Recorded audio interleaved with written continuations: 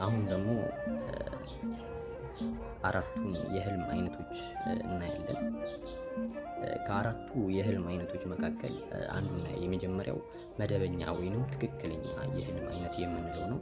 ይህንን የህልም አይነት የምናየው ከሌሊቱ 6 ሰዓት እስከ 10 ሰዓት ባሉ ሰዓታት ውስጥ ነው።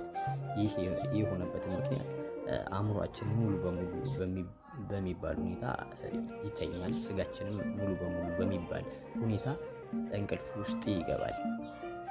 በዚህ ሰዓት ነፍሳችን ትነቃለች። ስጋችን ሲተኛ ያው ነፍሳችን ትነቃለች፣ ነፍሳችን ትነሳለች እና ከተለያዩ በስጋ አይን ማየት ከማንችላቸው ዓለሞች ጋር ትዋሃዳለች። የተለያዩ መልእክትን ትቀበላለች፣ የተለያዩ መልእክትን ትሰጣለች። የተለያዩ ማስጠንቀቂያዎችን በህልም መልክ ከፈጣሪ ትቀበላለች። ወደፊት የሚሆኑ አሁን የሚሆኑ ብዙ ነገሮችን ከፈጣሪ ትቀበላለች። ሁለተኛው የህልም አይነት ቅዠት የምንለው ነው። ቅዠት የሚታየው ከ3 ሰዓት እስከ 6